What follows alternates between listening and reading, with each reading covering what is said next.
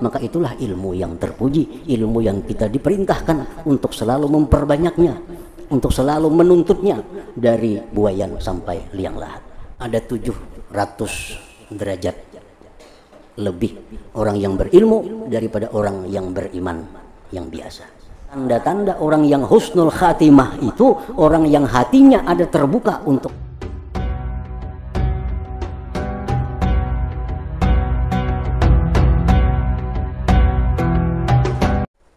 para ulama bermacam-macam mentakrifkan atau mendefinisikan apa itu artinya ilmu. Lebih 10 pendapat ulama.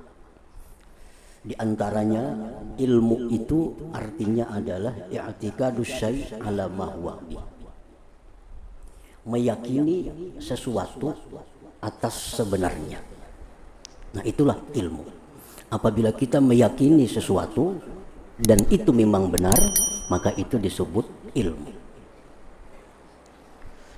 Satu keyakinan di dalam hati kita terhadap sesuatu dan itu memang sesuatu, memang itu benar, maka itu dinamakan ilmu. Nah, ilmu ini oleh para ulama kita ada yang disebut dengan al-ilmul mahmud, ilmu yang terpuji. Ada yang disebut dengan al-ilmul madmum, ilmu yang tercela. Nah, apabila ada ayat-ayat Al-Quran, hadis-hadis Rasulullah Sallallahu Alaihi Wasallam yang membicarakan tentang kelebihan, kemuliaan ilmu, keutamaan ilmu, maka tentu yang dimaksud itu adalah ilmu yang al-mahmud, yang terpuji. Artinya, tidaklah semua ilmu, tidaklah semua pengetahuan itu terpuji. Ada ilmu yang dicela, yang apabila kita mempelajari ilmu yang dicela itu akan menjauhkan kita dari Allah Subhanahu wa Ta'ala. Sedangkan ilmu yang terpuji itu ilmu-ilmu yang mendekatkan diri kita kepada Allah. Ilmu-ilmu yang membuat kita semakin takut kepada Allah. Ilmu-ilmu yang membuat kita semakin cinta kepada Allah. Ilmu tentang halal haram, ilmu tentang sahnya ibadah kita, ilmu bagaimana supaya ibadah kita itu diterima oleh Allah. Nah, ilmu-ilmu semacam itulah ilmu yang terpuji. Ilmu yang kita mempelajarinya, kita dapat pahala dari Allah. Ilmu yang kita menelaahnya, membahasnya, mendengarinya, dapat pahala dari Allah. Apapun nama ilmu itu, nama ilmu kada jadi masalah. Nama ilmu tidak jadi masalah. Pokoknya setiap pengetahuan yang membuat kita ini dekat kepada Allah, yang membuat kita makin cinta, makin takut kepada Allah, maka itulah ilmu yang terpuji, ilmu yang kita diperintahkan untuk selalu memperbanyaknya, untuk selalu menuntutnya dari buayan sampai liang lahat. Nah, para muhibbin rahimakumullah. Kadang-kadang sebuah ilmu sebenarnya terpuji. Tetapi karena ilmu itu diberikan kepada yang bukan berhak, maka ilmu itu menjadi rusak. Ilmu itu bukan bermanfaat, tetapi menjadi racun. Nah, sebenarnya ilmunya itu baik. Ilmunya ini terpuji. Tapi karena diberikan kepada orang-orang yang belum berhak untuk menerima ilmu itu, maka ilmu ini akan jadi racun bagi orang-orang yang menerimanya.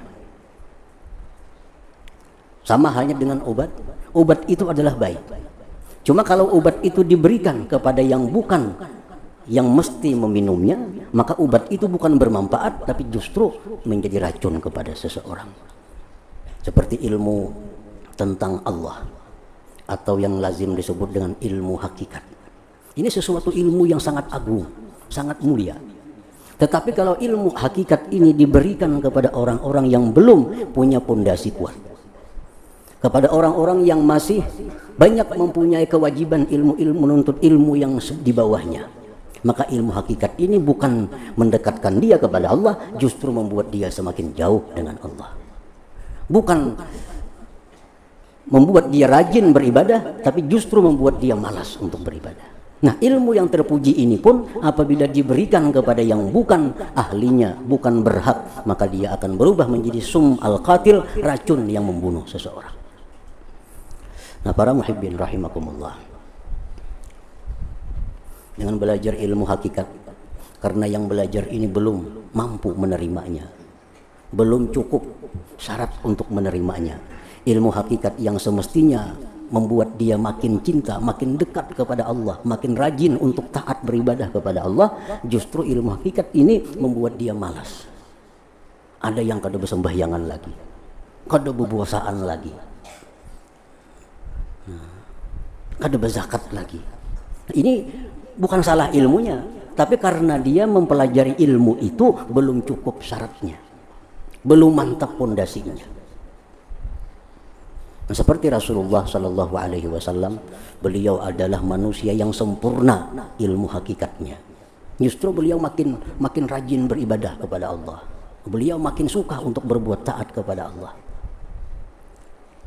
Itu membuktikan bahwa beliau mempunyai satu ilmu, yang mana ilmu itu mendorong beliau untuk selalu dekat dengan Allah Subhanahu Wa Taala. Nah, para muhibbin rahimakumullah, fadilatul ilmi, kemuliaan ilmu.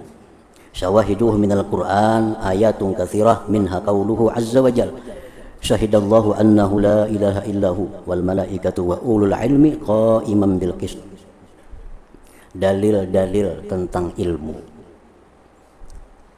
dari Al-Qur'an sangat banyak ayatnya yang menunjukkan mulianya itu ilmu dan orang-orang yang diberi Allah ilmu itu. Di antaranya syahidallah annahu la ilaha illahu wal malaikatu wa ulul ilmi qa'iman bil qist. Allah telah menyaksikan. Allah telah menyaksikan. Arti menyaksikan itu mengetahui dan mengabarkan. Nah, mengetahui dan mengabarkan. Itu pengertian saksi. Nah, Allah telah menyaksikan, Allah bersaksi, Allah mengetahui dan memberitakan bahwa tidak ada Tuhan selain Dia. Tidak ada Tuhan selain Dia. Dan malaikat pun menyaksikan bahwa tidak ada Tuhan selain Allah. Wa ulul ilmi, dan orang-orang yang berilmu. Nah, orang-orang yang berilmu menyaksikan bahwa tidak ada Tuhan selain Allah. Hal keadaan Allah berdiri dengan adil. Anzur kaifa bada'a subhanahu wa ta'ala bi nafsihi wa sanna bil malaikati wa sallasa bi ahlil ilmi. Maka tengoklah bagaimana Allah memulai dengan dirinya. Kemudian nomor 2 malaikat. Yang nomor 3 ahlil ilmu, orang-orang yang berilmu. Jadi yang menyaksikan bahwa tiada Tuhan selain Allah, Allah sendiri, dan malaikat, dan orang-orang yang diberi ilmu oleh Allah. Wa nahika bihadza syarafa wa fadla, dan cukuplah engkau dengan ini satu kemuliaan dan keutamaan yang diberikan Allah Subhanahu wa taala, bahwa orang-orang yang berilmu itu disebut Allah sebagai orang-orang yang menyaksikan bahwa tidak ada Tuhan selain Allah Subhanahu wa taala. Wa qala Allah Ta'ala, dan firman Allah Ta'ala, yarfa'illahu alladzina amanu minkum walladzina utul ilma darajat. Artinya Allah mengangkat derajat orang-orang yang beriman dan orang-orang yang diberi ilmu beberapa derajat. Para ahli tafsir menafsirkan yarfa'ullahul mu'min ala man laysa bimu'min wal alim ala man laysa bi'alim fis sawab fil akhirah wa fil karamah fid dunya. Allah meninggikan derajat orang yang beriman atas yang tidak beriman.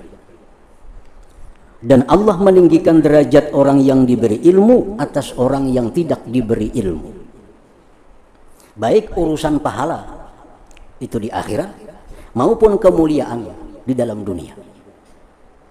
Jadi orang mukmin dengan orang yang bukan mukmin itu mesti diutamakan yang mukmin, mesti dimuliakan lebih daripada orang yang bukan beriman.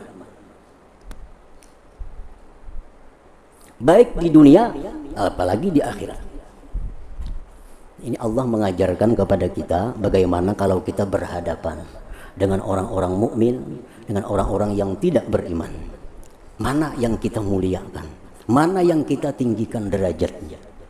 Tentu orang yang beriman lebih kita muliakan daripada orang yang tidak beriman kepada Allah Subhanahu wa ta'ala. Jadi Allah tidak menyamakan kedudukan derajat orang yang beriman dengan yang tidak beriman.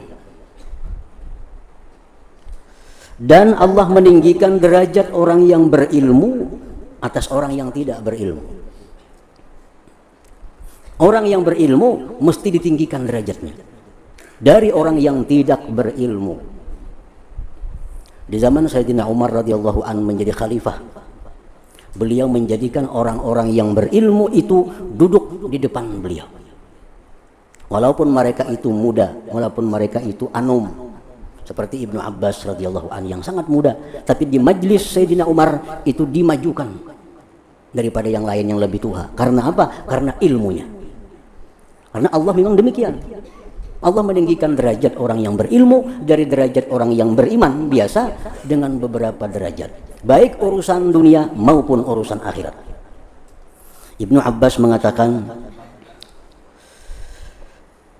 ada 700 derajat lebih orang yang berilmu daripada orang yang beriman yang biasa, baik urusan apapun, apalagi di akhirat. Kemuliaan yang diberikan Allah kepada orang berilmu itu 700 derajat lebih daripada orang yang beriman biasa. Nah, yarfa'illahu alladhina amanu minkum walladhina utul ilma darajat. Wa qala Allah azza wa jalla, dan firman Allah, qul hal yastawi alladhina ya'lamuna walladhina la ya'lamun. Katakan wahai Rasul, adakah sama orang-orang yang berilmu dan orang yang tidak berilmu? Kada mau sama. Kemuliaan yang diberikan Allah kada sama orang berilmu dengan yang tidak berilmu. Pahala satu ibadah tidak sama Allah berikan kepada orang yang berilmu dengan orang yang tidak berilmu. Ini sembahyang 2 rakaat orang biasa, ini sembahyang 2 rakaat tapi orang berilmu, Allah kada akan menyamakan ganjaran keduanya. Orang yang berilmu itu dilebihkan oleh Allah Subhanahu wa ta'ala. Wa qala ta'ala, dan firman Allah ta'ala, innama yakhshallah min ibadihil ulama. Hanya saja yang takut daripada hamba-hamba Allah itu ialah ulama. Yang takut kepada Allah itu hanyalah ulama. Artinya apa? Yang takut kepada Allah hanyalah orang yang berilmu. Nah, kalau orang kada berilmu pasti kada akan takut kepada Allah. Orang yang tidak punya ilmu tidak akan takut kepada Allah karena dia tidak mengetahui tentang Allah Subhanahu wa ta'ala. Kalau orang berilmunya tahu bahwa Allah itu maha mengawasi. Allah maha mengawasi. Dimanapun kita berada, satu kalimat apapun yang kita ucapkan akan diperhitungkan oleh Allah. Apabila kalimat itu bagus, ganjarannya adalah pahala. Nah, apabila kalimat itu tidak bagus, ganjarannya adalah azab. Nah, itu orang berilmu yang tahu. Makanya yang hanya takut kepada Allah itu adalah orang-orang yang berilmu. Orang yang tidak punya ilmu kada akan takut kepada Allah. Nah, nanti yang dimaksud ilmu ini adalah ilmu yang mengenai tentang Allah Subhanahu wa ta'ala. Bukan semua ilmu. Orang yang ahli fikih, ilmu fikih dipuji mempelajarinya, tapi itu tidak akan membuat takut kepada Allah. Yang bisa membuat takut kita kepada Allah apabila kita mempelajari ilmu yang berhubungan dengan Allah Subhanahu wa ta'ala. Nah, para muhibbin rahimakumullah. Wa qala ta'ala, walau radduhu ila rasul wa ila ulil amri minhum la'alimahu alladhina yastanbitunahu minhum. Jikalau mereka itu menyerahkan perkara kepada Rasul atau kepada orang-orang yang berilmu dari mereka, niscaya mengetahui akan perkara itu orang-orang yang mampu memahami akan perkara itu daripada mereka. radda hukmahu, Allah menyerahkan hukum suatu perkara, til waqa'i, pada kejadian-kejadian, ila istimbatihim, kepada istimbat para ulama, wa alhaqa rutbatahum, Allah menghubungkan martabat para ulama bi rutbatil anbiya, dengan martabat para nabi, bi kasfi hukmillahi ta'ala, pada membuka hukum Allah. Ujar Tuhan, kalau kalian tidak mengetahui sesuatu masalah, bagaimana hukumnya, bagaimana mestinya, serahkan kepada Rasul, tanyakan kepada Rasul, apakah ini boleh atau tidak boleh, atau kepada para ulama. Nah, jadi Allah menyerahkan sesuatu perkara agar ditanyakan kepada para ulama. Nah, ini menunjukkan bahwa bagaimana ulama itu membawa amanah dari Allah sebagai orang yang dipercaya Allah untuk menjelaskan sesuatu hukum perkara kepada mereka-mereka yang tidak mengetahuinya. Nah, banyak ayat-ayat Al-Quran yang menjelaskan tentang keutamaan ilmu. Wa ammal akhbar faqala Rasulullah sallallahu alaihi wasallam, adapun hadis-hadis, bersabda Rasulullah sallallahu alaihi wasallam, may yuridillahu bi khairan yufaqihu fid din wa yulhimhu rusyda. Barang siapa yang menghendaki oleh Allah dengan dia itu baik, Allah berikan dia pemahaman pada agama dan Allah beri ilham kepadanya petunjuknya. Apabila Allah menghendaki orang ini baik, Allah bukakan hati orang itu untuk belajar agama, dan Allah beri petunjuk, Allah beri ilham kepada orang itu. Nah, jadi pahamannya apa? Apabila Allah tidak menghendaki orang ini baik, Allah tidak akan buka hatinya untuk belajar agama, dan Allah tidak akan beri ilham kepadanya petunjuk. Jadi bila mana kita ada terbuka hati, hendak belajar agama, hendak memaham hukum-hukum Allah, nah, berarti kita ini dikehendaki Allah baik. Arti dikehendaki Allah baik itu artinya Allah menghendaki kita ini min ahlil jannah, ahli surga. Apabila orang itu dikehendaki Allah sebagai ahli neraka, Allah tutup hatinya untuk belajar ilmu agama, walaupun rumahnya, kediamannya sangat dekat dengan orang belajar agama. Betatai lawan guru rumah, betatai lawan ustadz rumah, tapi hatinya kada terbuka untuk belajar agama. Ini alamat masuk neraka. Di dalam kitab Syarah Jami'us Shaghir yang dikarang oleh Imam Al-Munawi itu disebutkan bahwa tanda-tanda orang yang husnul khatimah itu orang yang hatinya ada terbuka untuk belajar ilmu agama. Ini hadis dasarnya, may yuridillah bihi khairan yufaqihu fiddin. Nah, jadi itu anugerah dari Allah. Anugerah, artinya Allah memberikan anugerah kepada orang-orang yang dikehendakinya. Ada orang yang dikehendaki Allah masuk surga, dibukakan Tuhan hatinya belajar ilmu. Kayak apa supaya makin dekat dengan Allah, kayak apa supaya makin takut dengan Allah. Nah, ini sudah alamat dah, alamat orang baik, alamat ahli surga. Wa qala sallallahu alaihi wasallam, al ulama warathatul anbiya wa ma'lumun annahu la rutbata fawqa an-nubuwah wa la syarafa fawqa syarafil wirasati litilka rutbah. Ulama, orang-orang yang diberi Allah ilmu itu, itulah orang-orang yang mewaris Nabi. Nabi tidak mewariskan kerajaan, tidak mewariskan dinar dirham, tetapi Nabi hanya mewariskan ilmu. Siapa yang diberi Allah ilmu, itulah waris Nabi. Itulah waris Nabi. Al ulama warasatul anbiya.